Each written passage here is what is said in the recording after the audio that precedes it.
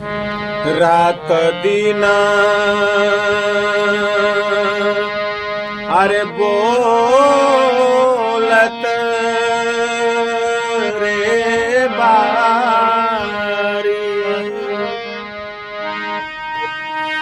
रात दिन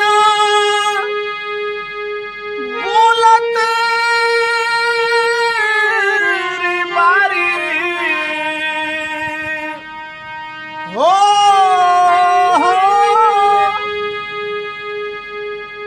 रात दिन बोलत बाड़ी कतनो में हरारू दारू छोड़त नइखे। रात दिन बोलतारी कतनो मेहरारू दारू छोड़त नइखे। का कहीं भैया, अपना बिहार में खास करके 60% मर्द के यही चाल चलन बा। घर में राशन होखो ना होखो, लइका बच्चा के देह पर कपड़ा होखो ना होखो, मेहरारू के ख्याल होखो ना होखो, लेकिन वहाँ 5 बजे भोर से मुंह में शिखर चाही आ दारू चाही 10 बजे रात तक के। ऐसने रचना बा भैया। मारे खातिर भइल बा उतारो दारू छोड़त नइखे। मारे खातिर भइल बा उतारो दारू छोड़त नइखे। मेहरारू केतनो बोलतारी, मर्द के चलन चाल नइखे छूटत। अगला लाइन में भैया,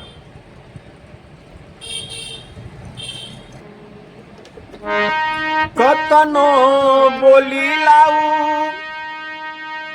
कतनो बोलीला कतनो बोलीला कतनो बोलीलाऊ, पियलन जान जान के मुँह महकीला तो अरे बहाना करो सपान के, बहाना करो सपान के। कतनो बोलीला फिर भी जानते हुए भी पिए ले, हमार बात के ना माने ले। आ रात में जब घरे आवेले तो हम मुंह महकीला तो कहेले कि पान खइले बानी। कतनो बोलीला पियल जान जान के,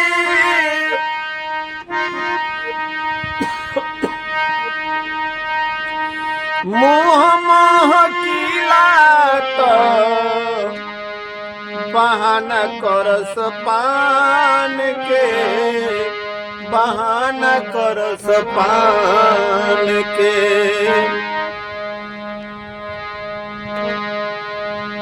अरे रोकला पर कहस रे सखिया,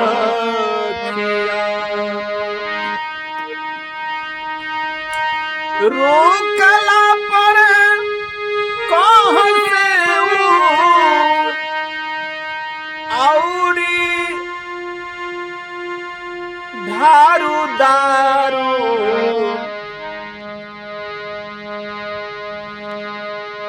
औरी तानी ढारू दारू छोड़त नइखे।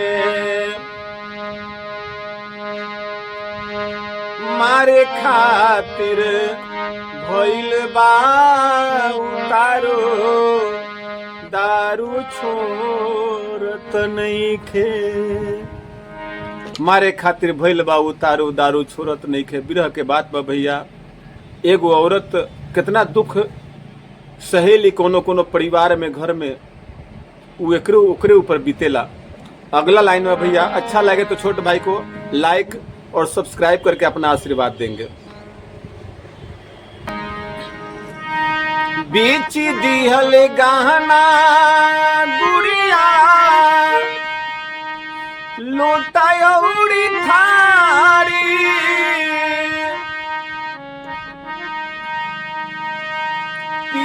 पियला के धैले बारे बड़का बीमारी, बड़का बीमारी। बेची दिहले गहना गुड़िया लोटा उड़ी थारी, पियला के धैले बारे बड़का बीमारी। बेची दिहले गहना गुड़िया लोटा उड़ी थारी, पियला के धैले बारे बड़का बीमारी, बड़का बीमारी।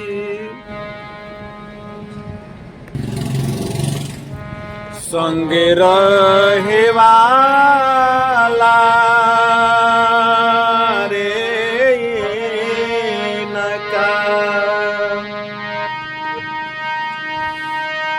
संगे रहे वाला इनका सभी बाऊ बारो, संगे रहे वाला इनका सभी बाऊ बारो, दारू छोड़त नइखे। मारे खातिर भइल बा उतारो, दारू छोड़त नइखे।